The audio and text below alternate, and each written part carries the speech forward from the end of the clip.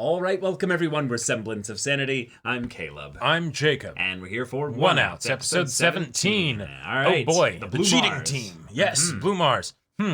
Well, okay, they ended a man's potentially whole career.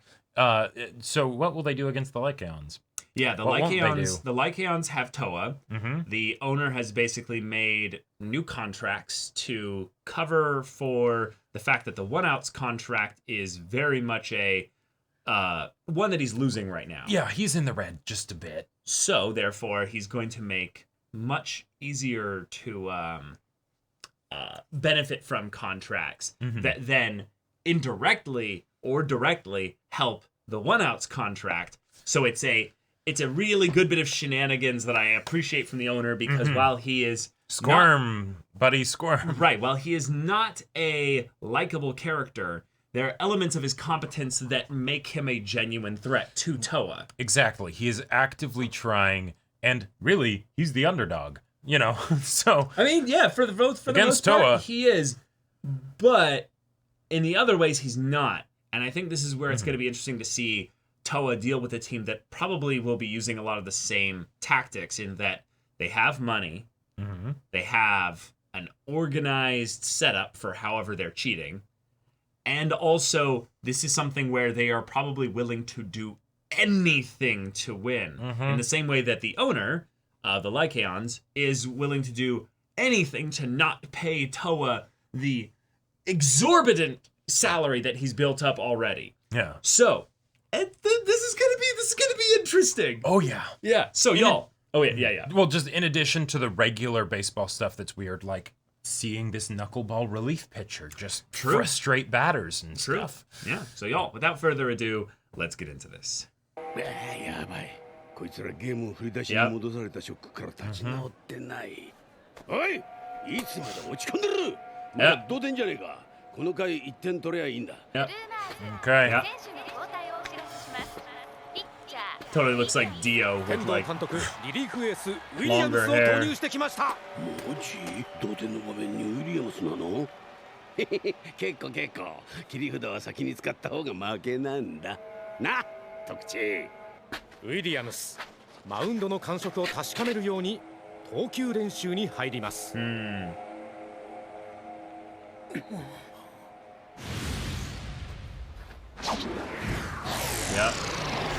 Yeah. How do you hit that? The catcher didn't even catch it. Yeah. こら、やる前からそんな弱気でどうする？ひるむな。 Probably can't even throw it accurately. ナックルだが、そのボールも完璧とは言えん。策はある。策って What's his countermeasure? 耐久作戦さ。それって打つの諦めて見送れってことですか？その通り。考えてみろ。ナックルってのは変化があまりに不規則すぎて投げた本人すらボールがどこに行くかわからない。見送ることが攻略法か。奴のストレートは140キロ。それに対しナックルは110キロ程度のスローボール。来た！緩い球！初球からナックルかよ！お！揺れない！ Yeah. ストライク！ Wow. So he's good at faking them out too. Okay. にはフォアボール狙いは通用しませんよ。 Everything looks like a 今 knuckleball. はシンカーといってもキレはいまいちのチェンジアップのような途中までのボールの軌道がナックルにそっくりでタチの悪いことにきっちりストライクゾーンにコントロールされている。 Damn. 奴はメジャーにいるようなナックル一辺倒のピッチャーじゃない。ナックルを見せ玉にしてカウントを取れるシンカーでどんどん攻めてくる。見てろよ。何が何でもフォアボールを選んでやる。 ストライクバッターと Wow. 今井3球。 Okay. Oh, why is he itching himself? You see that?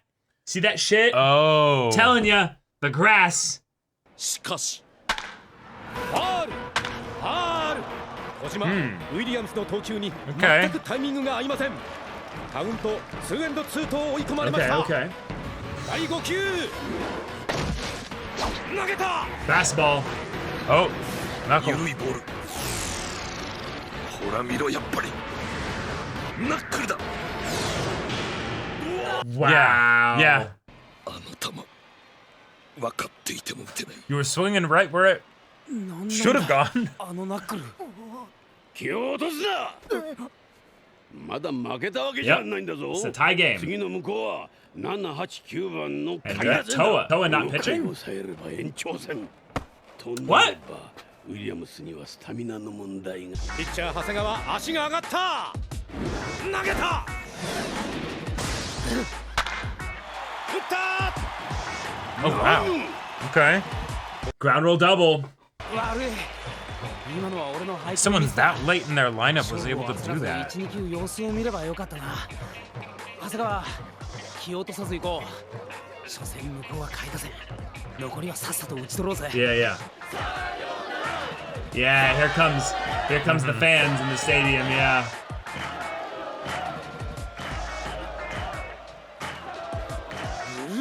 Yeah, yeah! 長谷川第1球投げた。 Looks good, looks great. Oh shit. 嘘。打った。打球は一塁間へ抜けた。あ、ジョンプリゲー。 Yep, safe. That's it, game over. さよなら。なんというあっけない幕切れ。この結末を一体誰が予想したで I'm しょう。 really curious why he didn't bring Toa out 下位打線3人の during 活 any 躍 of で that. 劇的なサヨナラ勝ちを収めました。 Toa might have asked him, like, don't let me go into this game. I need to Oh, watch sure. and see how they're playing. Yeah. 一つ聞いていいか。今までウィリアムスを打ち込んだやつっていねえの？一人だけいる。マイナーズの高見樹だ。 Oh, okay. Of course. Yeah, 昨 yeah. 年対戦が11回あって7打席3安打。四死球4。 Oh, that's a fantastic record. That he would tear apart the knuckleball. Wait, but did he pitch knuckleballs to other players at that game, though? Right. 情けねえ。ぐだぐだ泣き言並べやがって。 Oh, deals, man, deals. 誰でも投げられるぜ。あんなインチキナックル。インチキナックル。 Oh. 見たけりゃこんなところでくすぶってないで。 Let's 外 go に出 out. な I'll throw them to you so you can practice. Oh, I Really? love this. Oh, I love this. So he has had break balls this entire time? No, because he's not throwing a break ball. Oh, okay. He's throwing a sinker.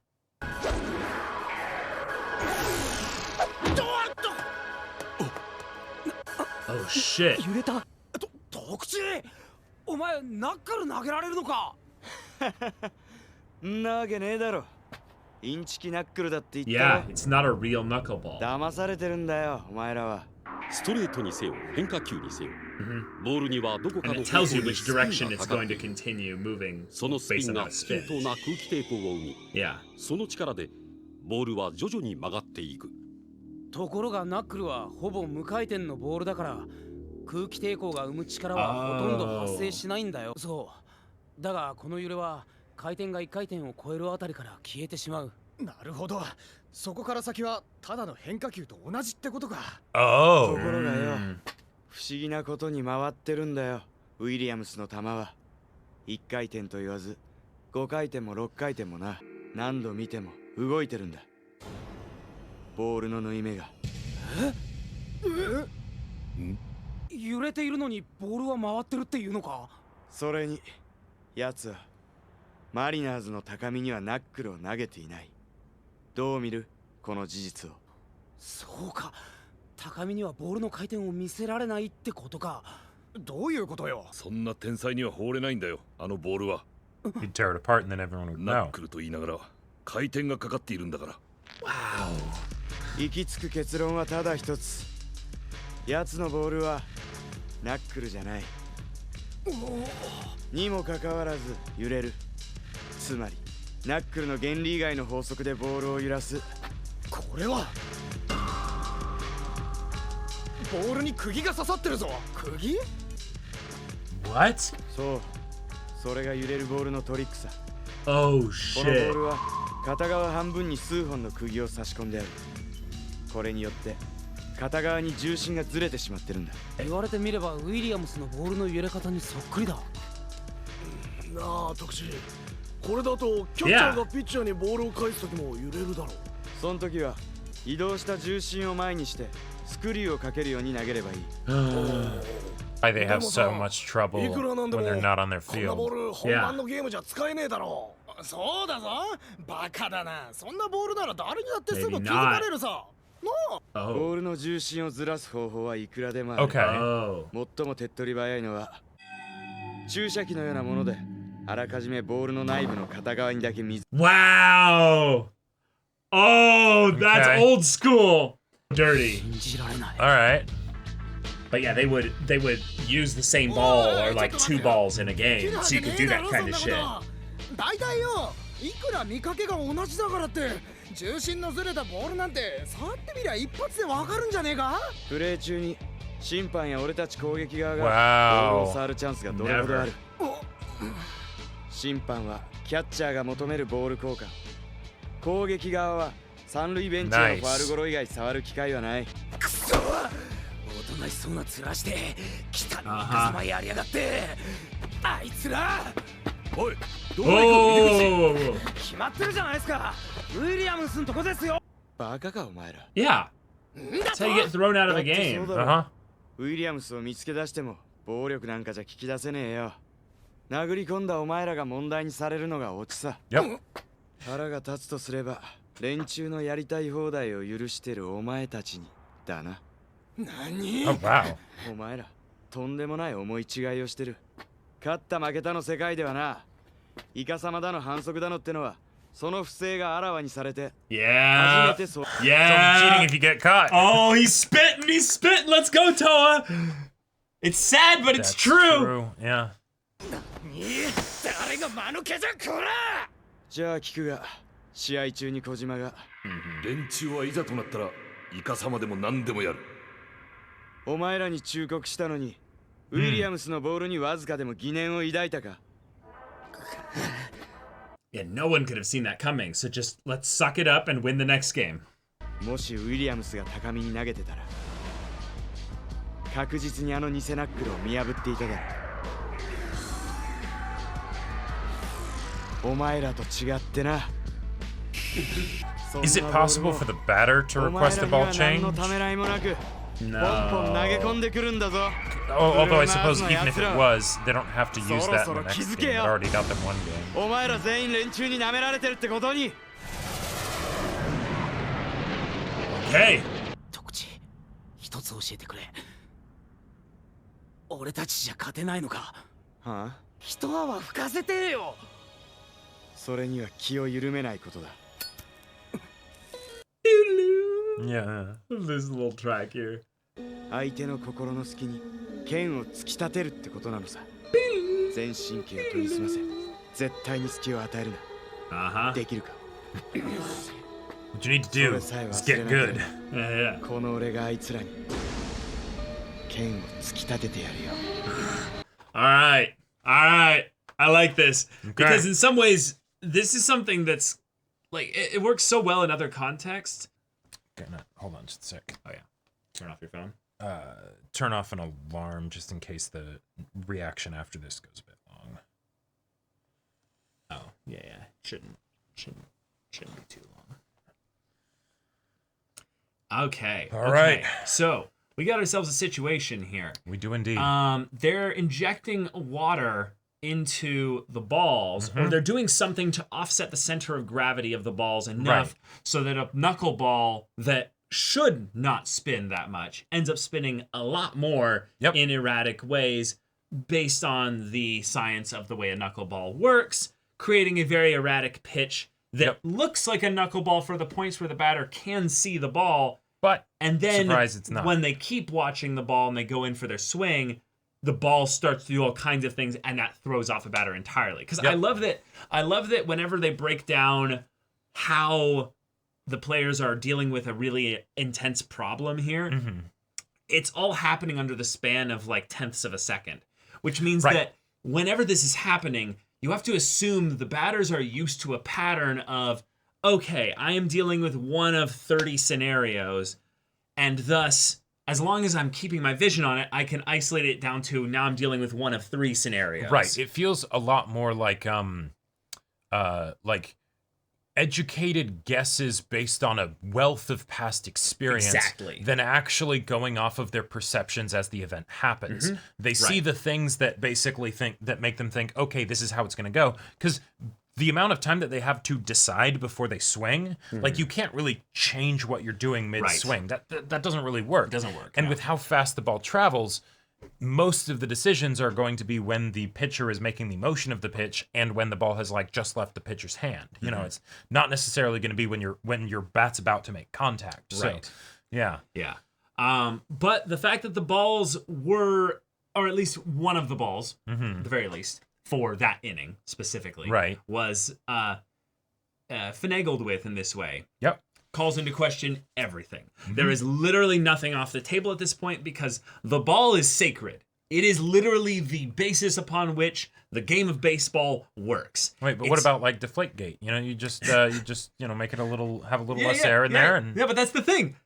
It's only slap cheating on the wrist if it's caught. Right. And this is the thing that is just so perfect for this, is that Toa is absolutely bringing up a very uncomfortable truth when it comes to professional sports. Well, why not just expand it to life? No, totally. But in some ways, there's no rules of life, really. There are certain rules, but when it comes to sports, there's a book. There's a book usually this thick of rules. Sure. And it's ridiculous. And it's because usually someone at some point got caught doing a thing that's not technically against the rules, but they made a rule because those assholes figured out that thing there. Exactly. But that only happened because it was caught at that time. It's like those memes where or just photos where you see like there's a park and it's like, by the way, don't do this really weird obscure thing where it's like, what the fuck? Why is there who did that made it so that there needs to be a sign saying not to do that? Like,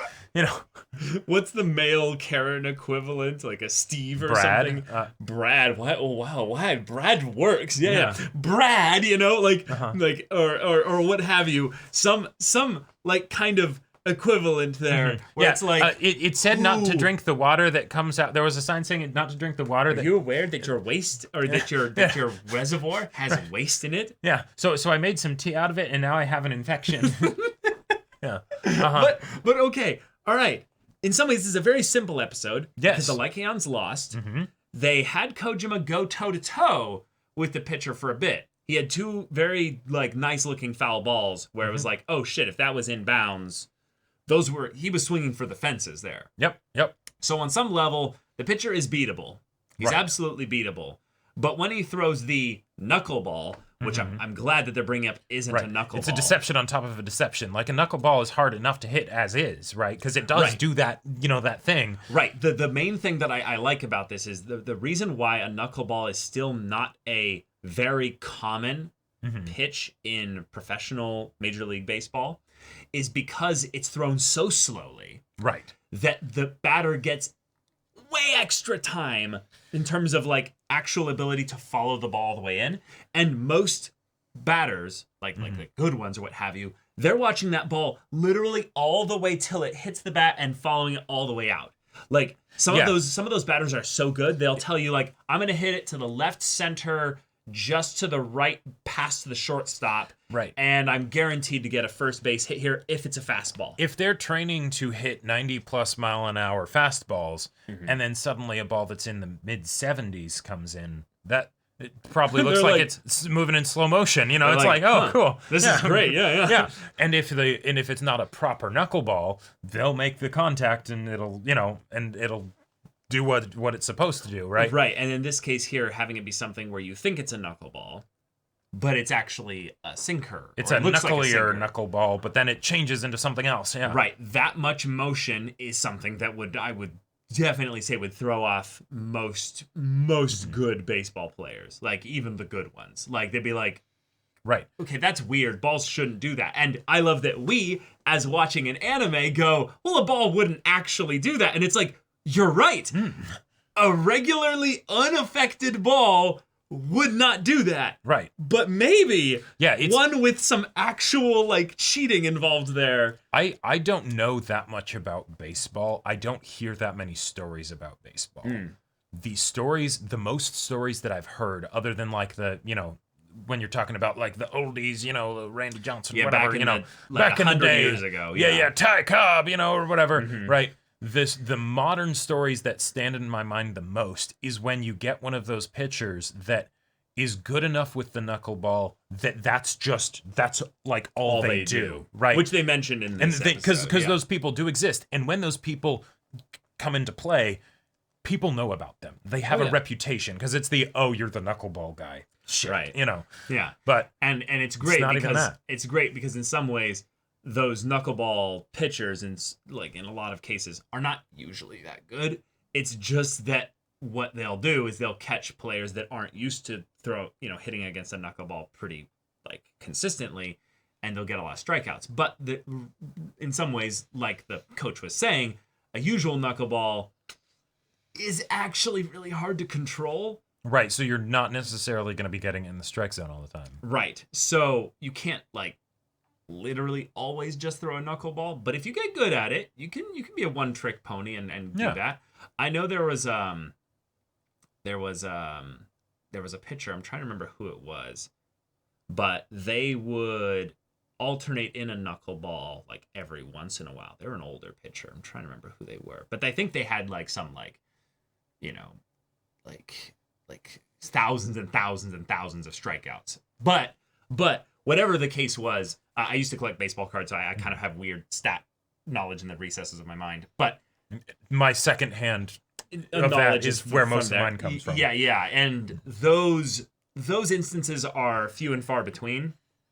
But a good knuckleball is basically like just an alternate changeup for kind of the purposes of figuring out a pitch. So yeah, I like that we're getting into the scientific mechanics of how a ball breaks and why it breaks. Breaks meaning goes off course, basically. Right. Based on wind resistance, which is just there you go. This is just cool shit that the ball is designed in a specific way so that it can have that fun kind of interaction. So, yeah. The conversation that they had here and the amount of detail that it went into, on the one hand, it does feel like very anime of the, all right, let's analyze this and get into the science of it. But if you're a Major League Baseball player, that's what you would be doing, right? Like you would. Yeah, you would rarely, if ever, see, because I believe more recently the ball being affected in this way is something that rules have changed a lot in the last like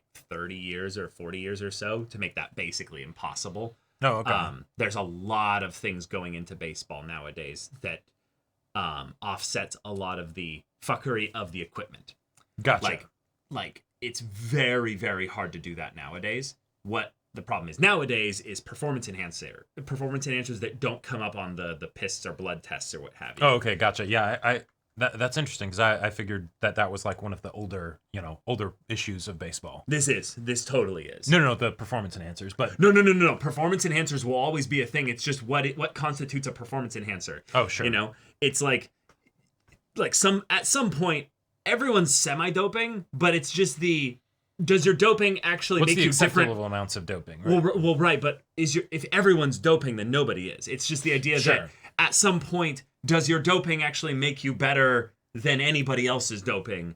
Because it's not actually doping at that point. So right, eating healthy is a form of that in some ways. Definitely considered doping. But we're talking about professional athletes, unhealthy eating. Right, exactly. So right. It's what weird drugs are you taking that aren't going to show up on the tests or what have you, right? But will give you a physical boost of some kind. And what I really like about the way that this ended up going is that it was a form of cheating that was very difficult to notice.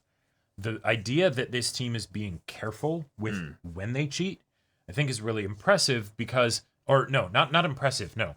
That addresses a potential concern of why has nobody caught them? Why would they potentially risk so much if it is something that is like, oh, we fucked with the balls. Okay, right. You get a slap on the wrist, maybe you lose the game, you have some penalty, but it's nothing that's like your whole career is over or They've never been caught with this. If you did this, if you did this, it would start some shit because the ball is sacred. Like literally that's something you don't you don't. Sure, I guess like, even because like my point huge of reference, huge fine. Sure, my point of reference for comparison is like say Deflategate, but even with that, there was sort of the oh no, we had no idea because it was just a little bit deflated. That's different than like oh hey, it's a hot summer day, for instance, and there's water in the ball. That launched an internal investigation. Like that thing there Gotcha. still started, I believe, an investigation into what went down, and it's either still ongoing or it's it's a whole thing. But it's the equivalent of basically the IRS shows up for an audit. If you did this, the IRS of baseball shows up for an audit and is like, okay, well, when you put it that way, who the fuck fucked with the ball? That's the like you don't no, it's called baseball. Right. Like it's even not called base bat or base field. right. It's baseball. Like that sounds like an absolute nightmare. Even if you were doing everything right, it's like oh god, it's just right. That's why I believe nowadays there's some very harsh, like strict inspections of equipment before, after games, stuff like that. Okay, that's why it comes down to a lot of the times the refs were paid off, or there was some deals. Someone was made to look the other way. Yeah, players intentionally throw games. What's the other one? Doping. That's like very subtle. Yeah, there's a bunch of little ways in which it's very like obvious that cheating still goes on for sure, but it's just it's never that bold or egregious. In some ways, that's what Toa's point was, that it's so bold that he's like, are they seriously doing this? Like, it's organized. This is a real, like, big thing. If someone exposed this, their team would be done. They would be, like, it would get really bad. Like, really bad. So I'm also interested into why this team is so committed to this. Because if they're all involved in it, then on some level, they've also got some kind of, like, protections in case someone blabs, right. In the same way that you had the situation of the pitcher at the one point being like, hey, I'm going to turn against my own team because you're throwing my career under the bus. Totally. In order to get this win, if it's a kind of cheating that could hurt the careers of everybody, there might be some of them that are just like, no. I don't like this. I do not want to be a part of this. Okay, winning would be great, but like, I need to make money while the sun shines because like I've dedicated my life to this and I can only do this for the 15 years or whatever that I'm in this physical state. I just realized something. What? There's something that they can do that is really weird. I don't know how it would work, but they'd have to do some form of this. Okay. You can kind of protest a little bit. Kind of in a sports environment. All right. Where you don't like literally grab signs and, protest in that regard, but you can kind of make things uncomfortably obvious that they know that you're cheating. So like the batter not going into the batter's box and just sort of sitting there like well, no. There's I don't know if that's right. There's the difference between like them delaying the game or causing something that would like obstruct the ability to play, and then they would get in trouble with the umpire and all that stuff. I'm talking about the like, we're going to do the equivalent of Toa speaking to the other players. Right. But it's in such a way which we let them know that we know that they know, but we're also doing it to unsettle the team's cohesion. Sure. And get them to have a player that potentially is like I'm starting to get a little bit nervous here. That's probably not going to work, but it could give them a vibe check of, where are all the players at with this dynamic here? Because Toa specifically said we are going to search for the psychological weaknesses and then, stab a sword into them. Yeah. Right? Yeah. So okay, cool. If the other team knows that you know that they're cheating, theoretically, that could make it so that they're a lot more nervous about making sure that you don't ever have an excuse to come into contact with the ball and then call it out. Right? Sure. As they introduce other types of cheating, there could be some equivalent, things that they try and do. But that I'm really curious to see how far Toa's speech gets taken, because those were some big words. It was very cool. It was not big words as in like long words, but like that was a pretty big statement to say. Yeah, he was very confident. Exactly. Classic Toa stuff here. Yep, a little bit of cocky, a lot of confidence, but then also very much basically sharing definitively that, no, we have a way to do this, and it's going to be brutal. Like, we Right. are going to tear their guts open. Right, exactly. With that kind of brutal language, if this was a situation where these weren't the protagonists and for some reason it was like in a much more like serious kind of situation, this would be the kind of thing where I would expect people to be like, all right, we'll go after their families and, you know, show them pictures of their houses, you know, or something like that, right? To really just throw them off. Obviously, that's not what's going to happen here, but like, but in some what's ways, the thing that Toa is going to use? What is he going to, you know, lean on? in some ways, though, that's kind of exactly what they would have to do, is they would have to do a form of protest where it's we are going to vocalize a form of we are upset with you for doing this thing, and we are going to make enough noise and chaos and what Twitter have blast. you. In some ways, like making enough noise and chaos that they then go, you know, maybe we should stop.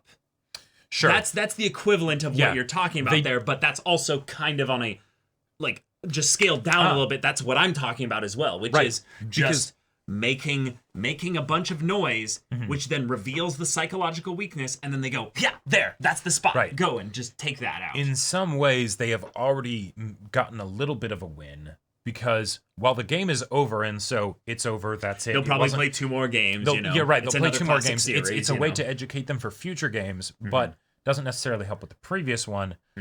The pitcher did avoid throwing those kinds of pitches to what's-his-face from the Mariners, right? Because he would catch it. He would see what was going on. Right. The fact that they didn't do that means that they would know that if he were to see what was going on, even if they have no reason necessarily to come into contact with the ball and prove it, that would be bad for them. That could potentially finish them. So they might have some angle to play, even if we, the audience, don't know what it is yet.